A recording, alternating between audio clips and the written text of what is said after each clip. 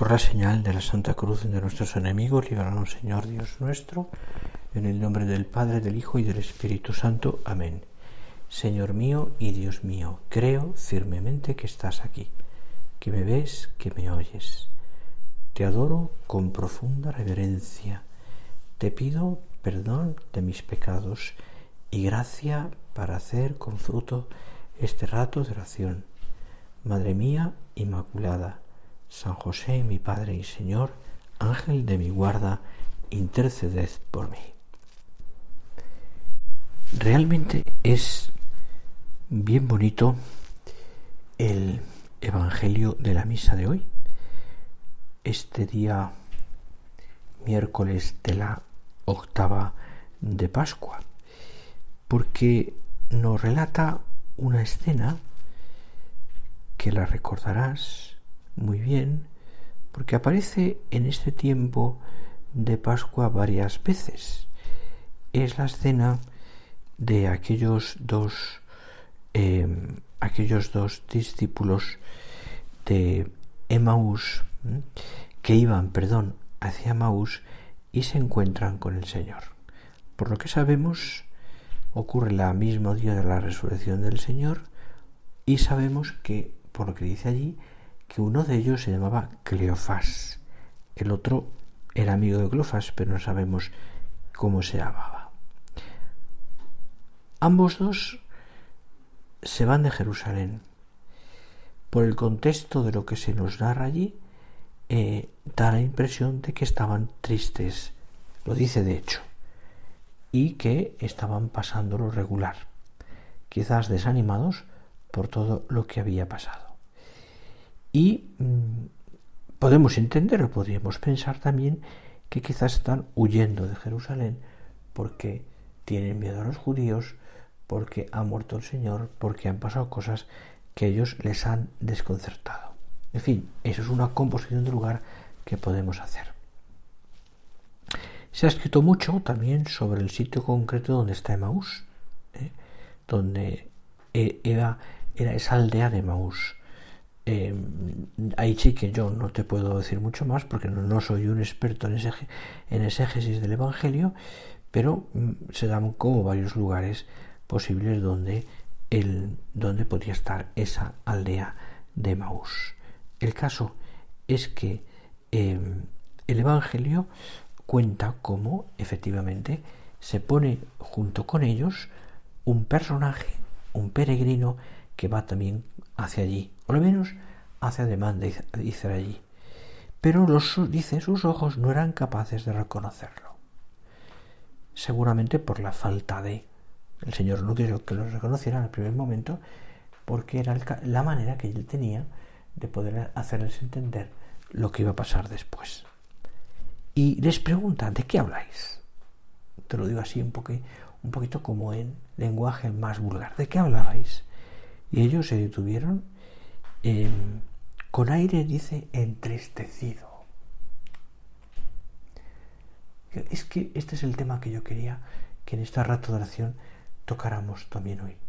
Entristecido. Aire entristecido. Y el tal Cleofás le responde al viajero, ¿tú eres el único forastero que no sabes lo que ha pasado? Es decir, ¿cómo no vamos a estar entristecidos con todo lo que ha pasado? Como sigue diciéndole. Y Jesús le dice, ¿qué ha pasado? Y ellos ya cuentan. Hablan de Jesús Nazareno, hablan de un profeta poderoso en obras y palabras, hablan de cómo lo entregaron a los sumos sacerdotes y cómo también, ha muerto en la cruz. Y añaden, ha dicho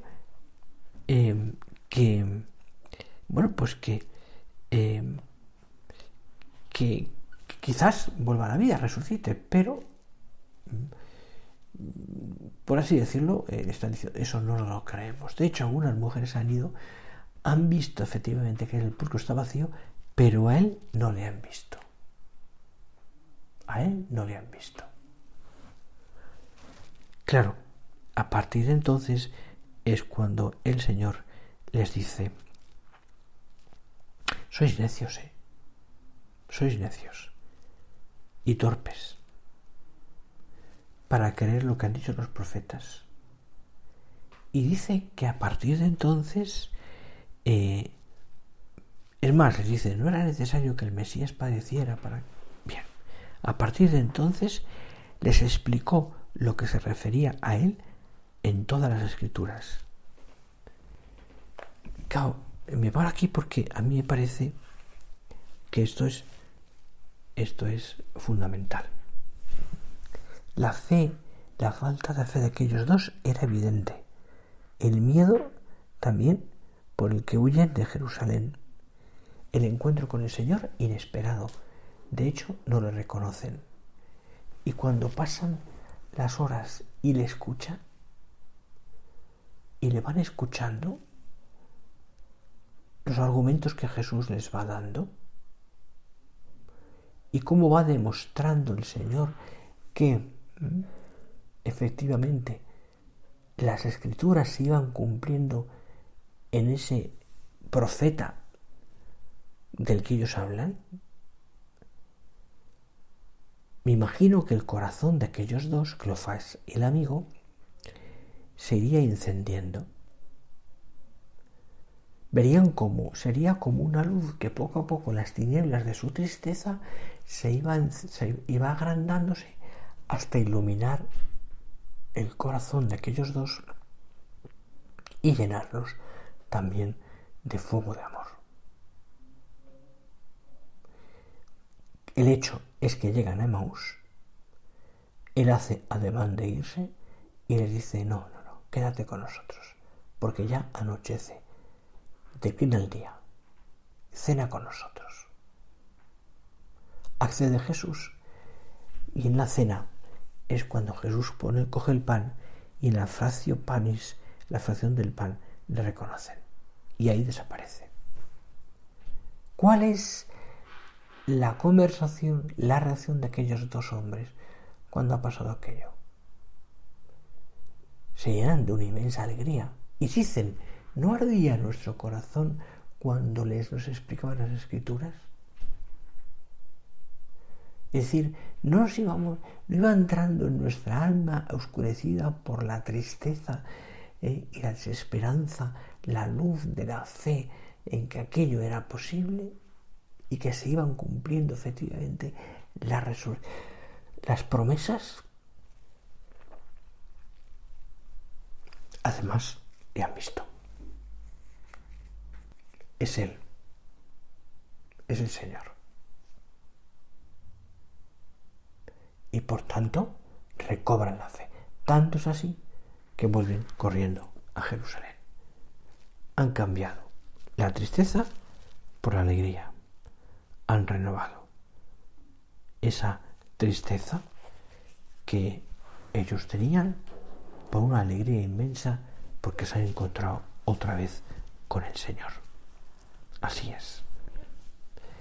Mira, todos hemos pasado y pasamos seguramente por momentos y experiencias de fracaso, de tristeza. Incluso tenemos la conciencia de la incapacidad personal.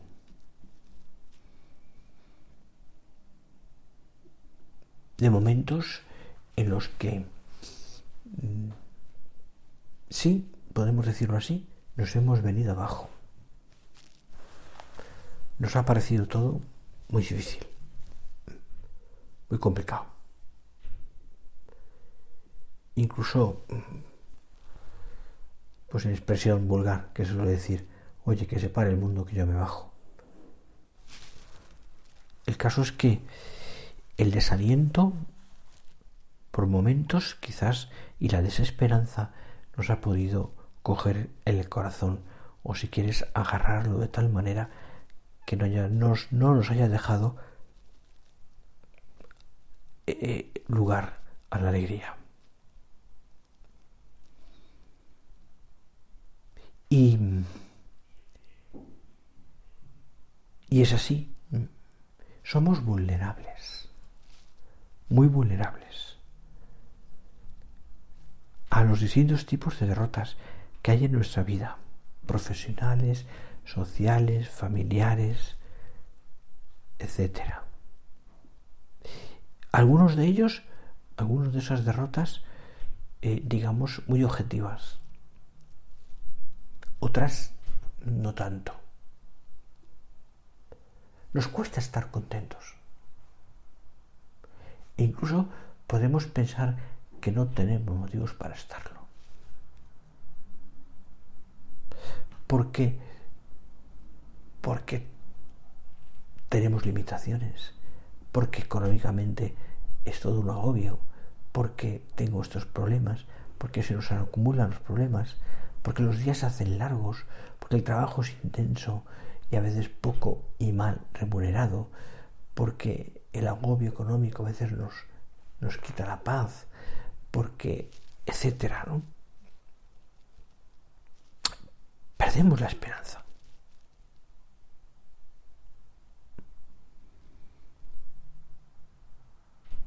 Y sin embargo, tenemos que mirar como aquellos dos de Emaús a quien nos da la esperanza. Y no solo mirarle, sino escucharle. Porque Él es el que nos da la única respuesta verdadera. Haz, Señor, que desde la fe en tu amor vivamos cada día con un amor siempre nuevo en una alegre esperanza. En una alegre esperanza. Claro, es una esperanza muy concreta. ¿A qué me refiero? No es la esperanza del ingenuo o del happy, perdonad la expresión, del que todo es felicidad, ¿no? Es una esperanza que a veces cuesta y que, es verdad, tiene mucho que ver con la cruz. No está fundada, dice concretamente esto el Papa, no está fundada sobre lo que nosotros podemos hacer o ser, y tampoco sobre lo que nosotros podemos creer. Su fundamento, es decir, el fundamento de la esperanza cristiana, es lo más seguro que existe. Es el amor que Dios mismo nos ha dado a cada uno de nosotros. Es fácil decir, Dios te ama, todos lo decimos, pero cada uno de nosotros es capaz de decir, ¿estoy seguro de que Dios me ama? No es tan fácil decirlo, pero es verdad. Pero es verdad. Claro, la seguridad en un Dios que me ama sí que me da la esperanza. Así es. Aquellos primeros cristianos, testigos de la resurrección del Señor, aceptaron con fe lo que habían visto. El Espíritu Santo se derramó sobre ellos tras la resurrección del Señor y experimentaron con palabras, experimentaron con su experiencia y no solamente con su intelecto, que Dios era alguien realmente presente en sus corazones. Por supuesto, que Dios era alguien por el que Jesús, que era Dios, por el que vale la pena vivir y morir. Vivíais entonces sin Cristo. Erais, dice San Pablo, ajenos a la ciudadanía de Israel, extraños a las alianzas de la promesa, sin esperanza y sin Dios en el mundo. Y con la fe y con la esperanza eso cambió, porque es una esperanza que no defrauda, porque el amor de Dios ha sido derramado en nuestros corazones por medio del Espíritu Santo que se nos ha dado. Pues pienso yo que Dios no deja de llamarnos a esa gran esperanza, que relativiza todas las demás esperanzas y excepciones. Nosotros necesitamos hacer, dice ese texto, nosotros necesitamos hacer, concretamente el Papa Benedicto XVI, tener esperanzas más grandes o más pequeñas que día a día nos mantengan en camino. Pero si la gran esperanza que ha de superar a todo lo demás, aquellas no bastan.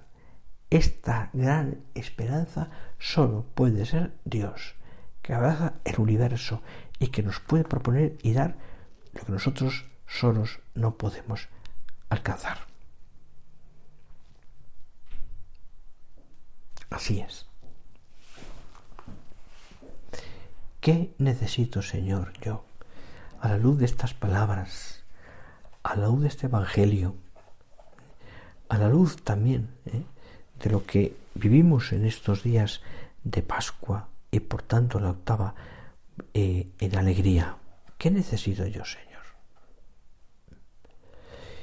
Pues yo diría que estar muy cerca de ti.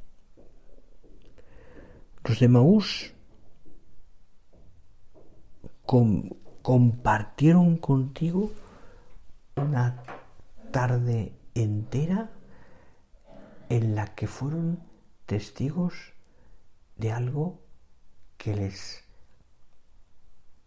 hizo arder el corazón. Escucharte. Un largo camino en el que, acompañándote a ti, Señor, les abriste el corazón y les fuiste haciendo ver lo que ellos, sus ojos entenebrecidos por la desesperanza y la tristeza, no eran capaces de ver. Y tú fuiste renovando el ánimo de aquellos dos precisamente porque te escuchaban y porque fue una tarde de oración contigo, de hablar contigo. Y hablar contigo, Señor, a mí me remueve el corazón, me hace cambiar, me hace entender. Por tanto, yo concluyo de todo esto. ¿No será que tenemos que ser más rezadores? ¿No será que tenemos que tener más cercanía a Cristo para ver en Él todas estas cosas?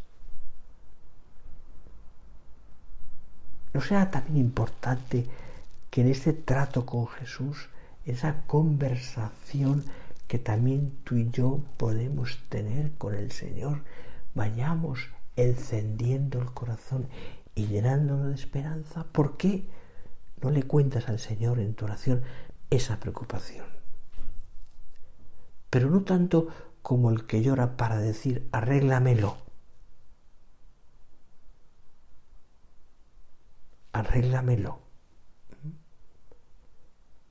sino como el que comparte lo que le preocupa y le agobia.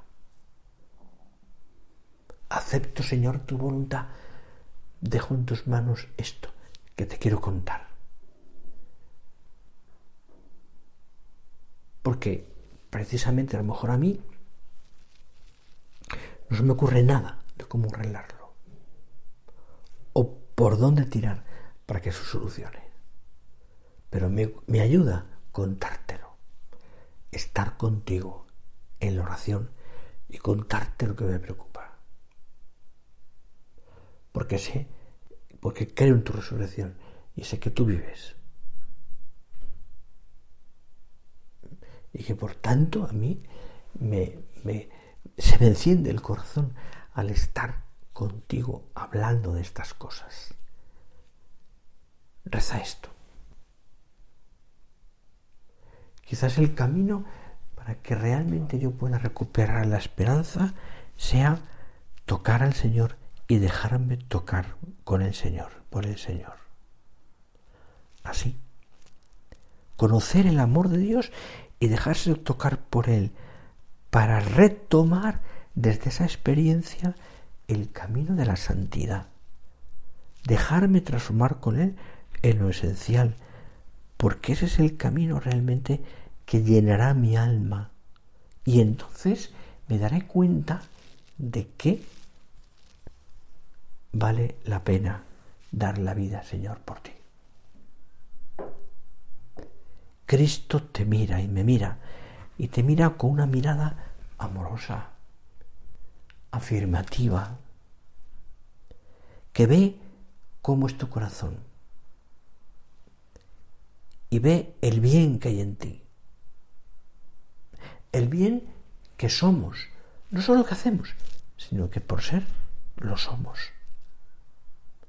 y que Él mismo nos concedió al llamarnos a la vida, un bien digno de amor, es más, digno del amor más grande, digno de tu amor. Por esto es importante que en esa vida de oración nosotros encendamos el corazón y encontremos en la oración el regalo que nos hace Dios continuamente. Déjate querer por el Señor. Permite que la mirada del Señor entre en tu alma, porque eso te ayudará a reaccionar con esperanza ante las caídas, ante los fracasos, ante los momentos malos, ante la tristeza e incluso ante las lágrimas.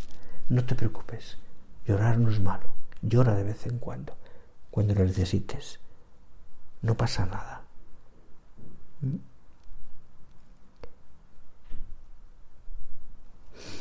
Dios cuenta con nosotros para cambiar el mundo y llenarlo de su amor. Es que soy muy poca cosa, yo menos. Es que, ¿cómo se va a fijar en mi Dios si le he ofendido tanto y te ha perdonado tanto?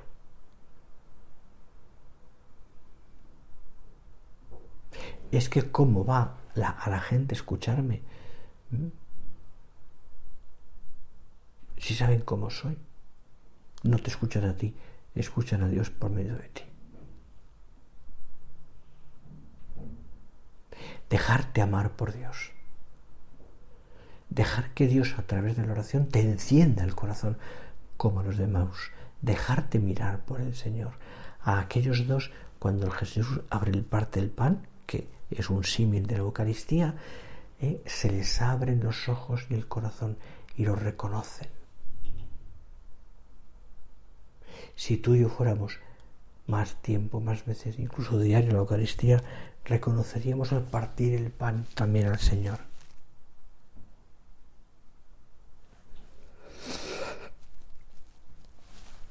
Me dirás, Padre, dice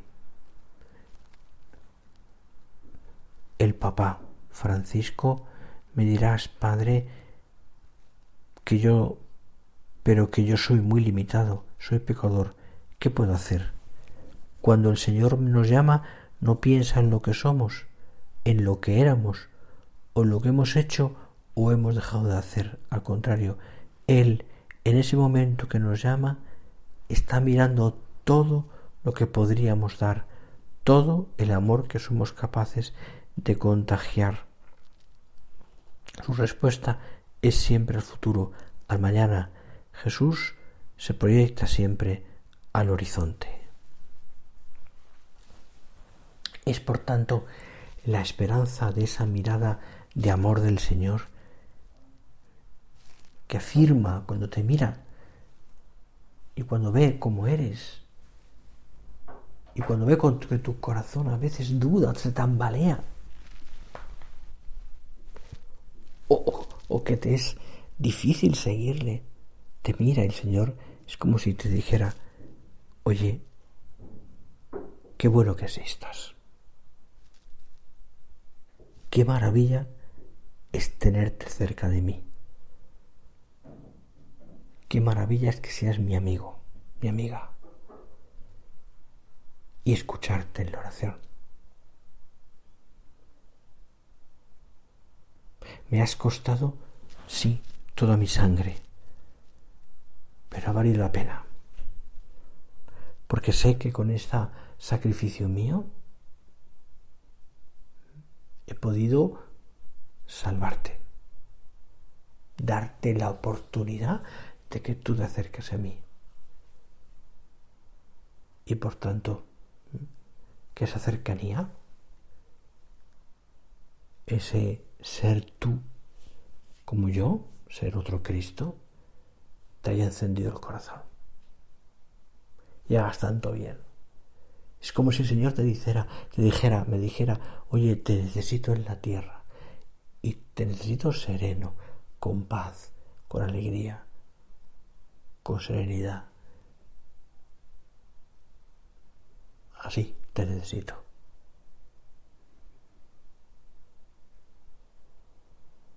Dejarse amar por el Señor, te decía.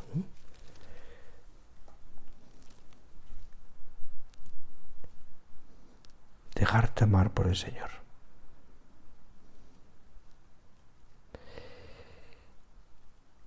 ¿Qué seguridad nos da esto?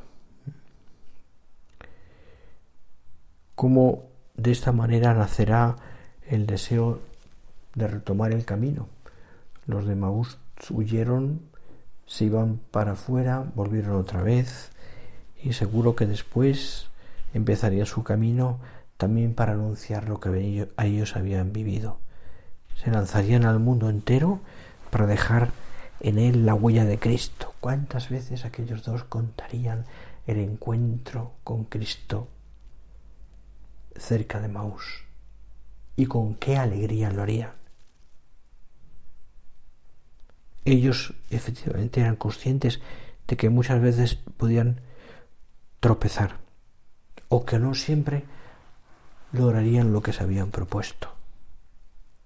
Pero eso no es lo que cuenta. No. Lo que contaba realmente para ellos después de ese encuentro con Jesús es saber que Jesús les amaba. Seguir adelante con la verdad puesta en Cristo. Como dice la liturgia, expectantes beatan spem, despiertos y atentos a su alegre esperanza. Así, despiertos y atentos a su alegre esperanza. Es Él quien nos salva y es Él que cuenta con nosotros para salvar al mundo y la paz. Dios nos ha creado para estar de pie. Nos ha creado para andar. Nos ha creado para que seamos felices. Nos ha creado para que tengamos esperanza. Y en estos días se renovará al contemplar la resurrección del Señor. Qué bueno es que tú también esa alegría y esperanza entre tu corazón se transmita a través de todo lo que haces, incluso de cómo sonríes, de cómo hablas, de qué hablas, hasta de qué cantas, porque de la canción, también de tu propia vida, de que estás tan contento, tan alegre, por lo que el Señor ha hecho contigo, que lo transmites a los demás. Porque el bien y la felicidad de por sí mismo es difusivo. No perdamos la esperanza. Como te he dicho antes, expectantes beatan spem, despiertos y atentos en una alegre esperanza. María, causa de nuestra alegría. María, maestra del buen humor. María, spes nostra, esperanza nuestra. A ella tenemos que acudir siempre. Y más en estos días en los que vamos recorriendo en los diversos etapas y en los diversos evangelios los encuentros con el Señor, con Jesús resucitado. Terminamos nuestra oración ya. Lo hacemos convencidos de que también nosotros somos caminantes y también nosotros nos encontramos con el Señor. Ojalá que seamos capaces de que en ese encuentro con Cristo llenarnos de ardor como aquellos de Maús y volver otra vez para comunicar a los nuestros Cristo ha resucitado. Aleluya. Cristo ha resucitado. Te doy gracias, Dios mío, por los buenos propósitos, afectos e inspiraciones que me has comunicado en esta meditación. Te pido ayuda para ponerlos por obra. Madre mía Inmaculada, San José, mi Padre y Señor, Ángel de mi guarda, interceded por mí.